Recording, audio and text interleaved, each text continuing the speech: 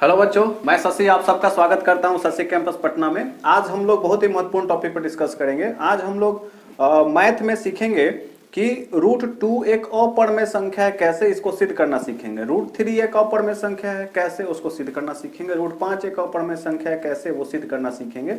तो इसमें से मैं आपको दो सिखा देता हूं कि √3 एक अपरिमेय संख्या कैसे, पहले मैं वो आपको साबित करता हूं। और ये हर वर्ष जो है ये साबित करने वाला प्रश्न आता है। तो पहले मैं आसान वाला ले रहा हूं, फिर मुश्किल वाला भी प्रश्न को करूंगा। पहले आप आसान वाला समझ लीजिए।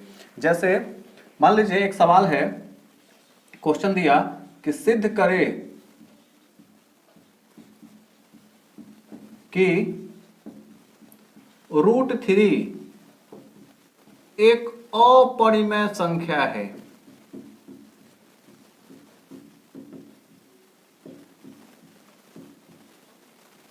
कैसे? तो आइए इसको हम लोग सिद्ध करते हैं। तो आपको सबसे पहले करना क्या है, पहले आपको मानना है कि जो दिया हुआ स्टेटमेंट है वो परिमेय संख्या नहीं, वो अपरिमेय संख्या नहीं, वो एक परिमेय संख्या है। तो आपको लिखना है माना कि √3 एक परिमेय संख्या है।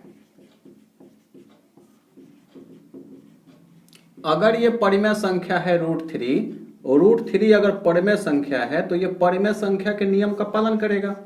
और परिमेय संख्या का नियम ये कहता है कि P/Q जो है वो पूर्णांक संख्या होगा। मतलब कि परिमेय संख्या का दो नियम होता है। एक नियम पहला ये होता है कि P और Q पूर्णांक संख्या है, जहां Q ≠ 0 होगा। यानी ऊपर में P और Q एक पूर्णांक संख्या है और Q ≠ 0 होगा। इसका मतलब पहले आप समझ लीजिए थोड़ा सा। पूर्णांक संख्या का मतलब यह होता है कि जितना भी निगेटिव वाला संख्या, पूर्णांक संख्या में 0 और पॉजिटिव वाला संख्या मतलब 1 2 3 4 5 से लेकर के अनंत तक, फिर -1 -2 -3 -4 ये अनंत तक। तो ये जो पूरा परिवार होता है पॉजिटिव, निगेटिव और 0 का, उसको बोलते हैं पूर्णांक संख्या। इसका मतलब है कि P के जगह पर टोटल पॉजिटिव संख्या जो 0 के बाहर है वो सारा हो सकता है, ऊपर में 0 भी हो सकता है और ऊपर में निगेटिव संख्या भी हो सकता है, -1 -2 -3 P के जगह पे हो सकता है। Q के जगह पर क्या होगा, देखिए Q भी पूर्णांक संख्या है, यानी कि नीचे भी पॉजिटिव वाला संख्या और निगेटिव वाला संख्या हो सकता है, लेकिन Q ≠ 0 मतलब कि Q के जगह पर 0 नहीं हो सकता है। निगेटिव संख्या भी नीचे लिख सकते हैं आप हर में और पॉजिटिव संख्या भी लिख सकते हैं। ये पहला नियम है। दूसरा ये है कि P और Q में कोई भी उभयनिष्ठ नहीं हो, मतलब कोई भी कॉमन नहीं हो। हम इंग्लिश में लिख देते हैं कॉमन नहीं होना चाहिए। कॉमन को हिंदी में बोलते हैं उभयनिष्ठ, यानी उभयनिष्ठ नहीं होना चाहिए। परीक्षा में आपको ये लिखने का जरूरत नहीं है, आप बस इतना लिख लीजिए, हम आपको समझा रहे हैं कि ये ऐसा होता है इसलिए हम लिख रहे हैं। आपको बस परीक्षा में लिखना है √3 = P/Q। आपको इच्छा है कि अगर आपको याद है कि जहां P और Q पूर्णांक संख्या अगर Q ≠ 0 है तो आप लिख सकते हैं। अब क्या करना है समझिएगा, दोनों तरफ वर्ग करने पर आपको लिखना है, दोनों तरफ वर्ग करने पर, दोनों तरफ वर्ग करिएगा तो क्या होगा, ये √3 का होल स्क्वायर हो जाएगा, P/Q इसका होल स्क्वायर हो जाएगा। √3 को 2 बार गुना करेंगे, √3 गुना √3 √9 होगा और 9 रूट से बाहर आएगा तो हो जाएगा 3 बराबर ये P² बटा में Q²। इतना सबको समझ में आ रहा है। अब अगला स्टेप क्या करना है, यहां से एक Q को इसके साथ गुना कर देना है, ये हो जाएगा 3Q, यहां हो जाएगा P² बटा Q। कैसे हो गया, यहां 2 गो Q था, क्रॉस मल्टीप्लिकेशन कर दिए, कोना कोनी गुना हो गया, एगो Q 3 के साथ जाके चिपक गया, 3 के साथ गुना हो गया। अब समझिएगा बात को, असम बात कि असल बात यहां समझिएगा कि यही अब प्रूफ हो गया। कैसे प्रूफ हो गया, तब समझिएगा कि ये जो संख्या 3Q मिला, ये संख्या एक पूर्णांक संख्या हो गया और P² बटा Q जो है ये एक भिन्न संख्या मिल गया। और पूर्णांक संख्या कभी भी भिन्न संख्या के बराबर नहीं हो सकता है, इसीलिए हमारा माना गया जो स्टेटमेंट है √3 एक परिमेय संख्या, ये गलत है। अतः √3 एक अपरिमेय संख्या है, सिद्ध करना। बस इतने हो गया, सिद्ध हो गया। अब जो हम बात आपको समझाने वाले हैं उसी को आप हिंदी में, खाली यही वाला बतवा को आप खाली हिंदी में लिख दीजिएगा तो आपका प्रूफ हो गया और आपको 2 नंबर मिल गया। क्या हम समझा रहे हैं, समझिए। अब बात रहा कि ये 3q आप सर पूर्णांक संख्या लिख दिए, कैसे पूर्णांक संख्या हो गया, तो आप समझिएगा कैसे हो गया। यहां पर हम आपको एग्जाम्पल समझाते हैं, यहां पे आप ध्यान दीजिएगा।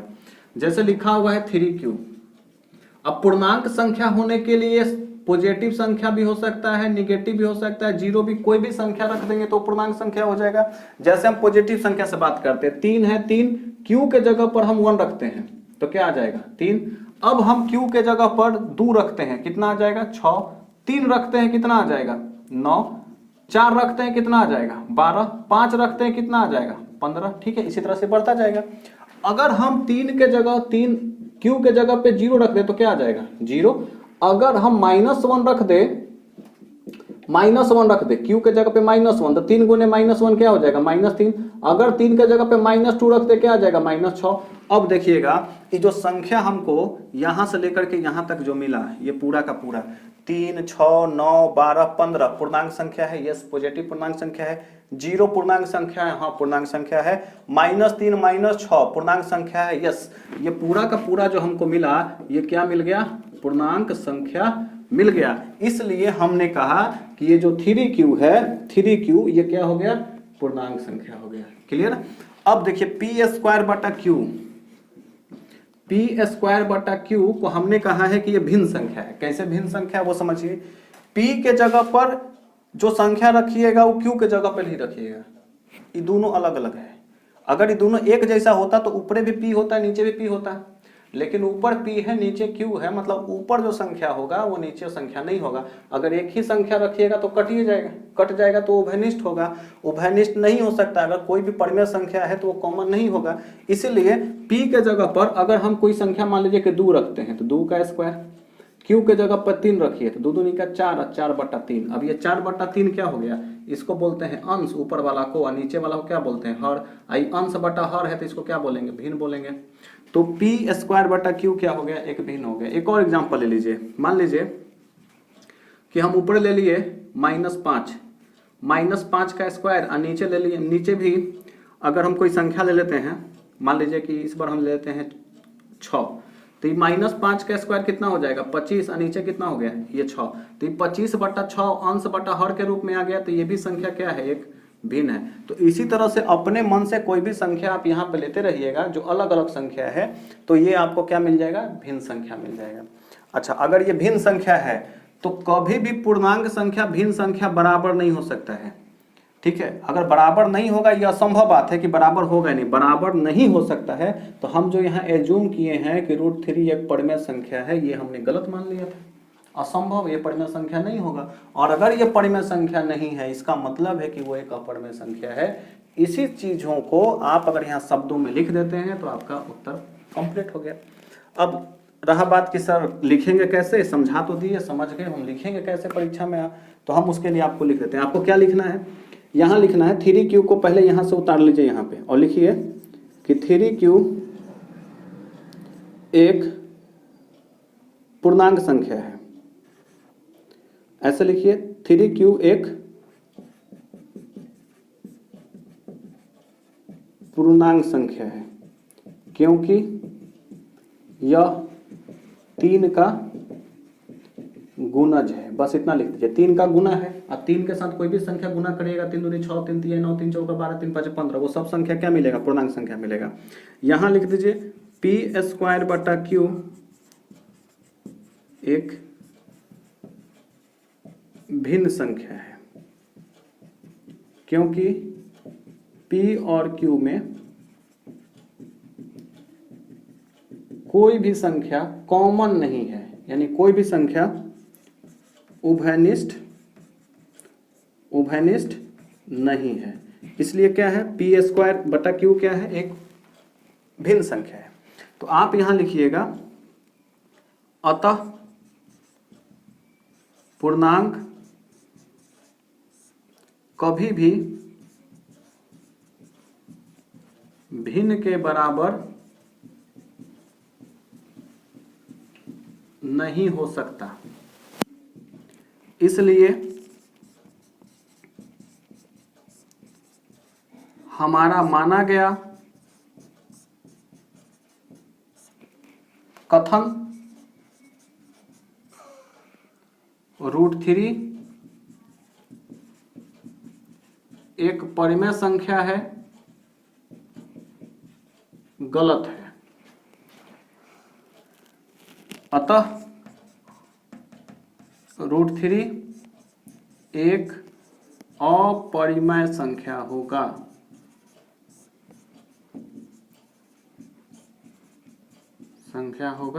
यहां लिख दीजिए प्रूव्ड या लिख दीजिए सिद्ध हुआ, ये दोनों बात है।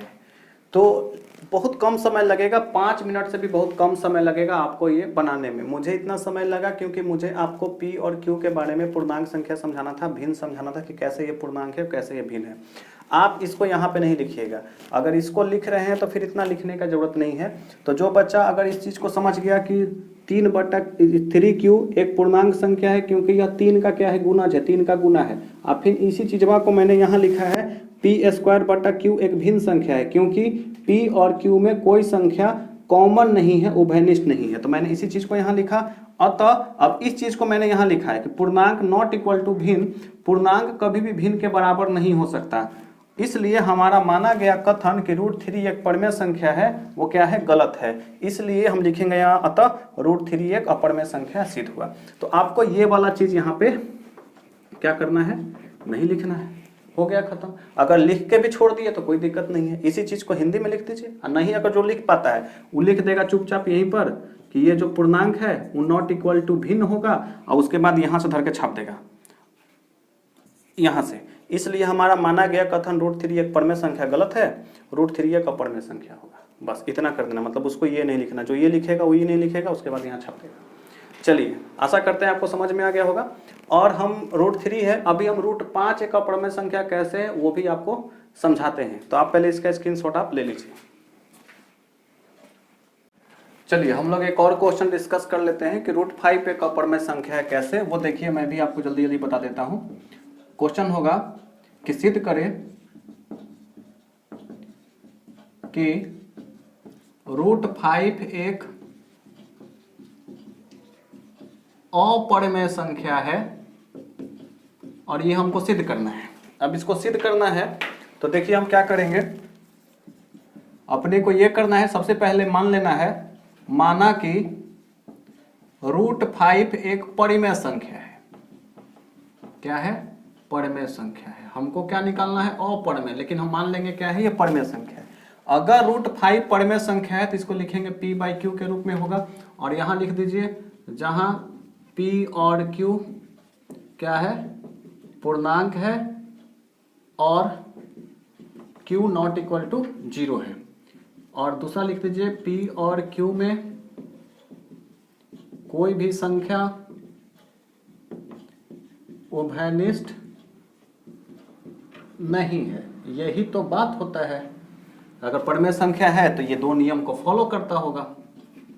अच्छा, अब क्या कर दीजिए, दोनों तरफ वर्ग कर देना है। दोनों तरफ वर्ग करने पर, दोनों तरफ वर्ग करिएगा तो √5 का ये होल स्क्वायर हो जाएगा, और यहाँ P/Q इसका होल स्क्वायर हो जाएगा। ये निकल जाएगा 5, यहाँ हो जाएगा P²/Q²। 2 बार गुना किए 25, 25 का 5, P²Q²। एक और Q को यहाँ टांग के कर दीजिए, ये हो जाएगा 5Q और बराबर P²/Q। अब लिख दीजिए कि यहाँ पर लिख दीजिए कि 5Q एक पूर्णांक संख्या है, पूर्णांक संख्या है क्योंकि यह 5 का गुणज है। गुणज माने होता है गुना, गुणज, गुणज है, 5 का गुना है। Q के जगह 1 2 3 रखिएगा, और इसमें लिखिएगा P²/Q एक भिन्न संख्या है क्योंकि P और Q में कोई संख्या उभयनिष्ठ नहीं होगा, क्योंकि P और Q में कोई उभयनिष्ठ नहीं है। अगर ऐसा है तो आप यहां लिखिएगा कि इसलिए, यहां लिखिए, पहले पूर्णांक लिख दीजिए, इसलिए पूर्णांक कभी भी भिन्न के बराबर नहीं होगा, नहीं होगा, यह असंभव है, यह असंभव है। इसलिए हमारा माना गया कथन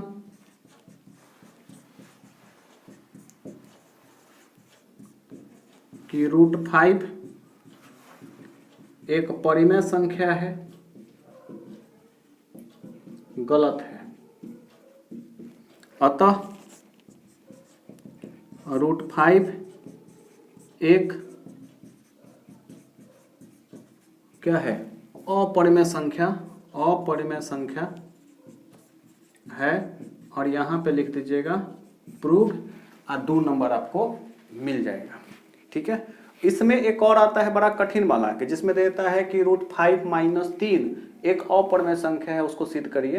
तो उसको भी मैं आपको नेक्स्ट वीडियो में करके दिखाता हूं, तो आप उस वीडियो को भी देख लीजिए। पहले आप इसका स्क्रीनशॉट आप ले लीजिए।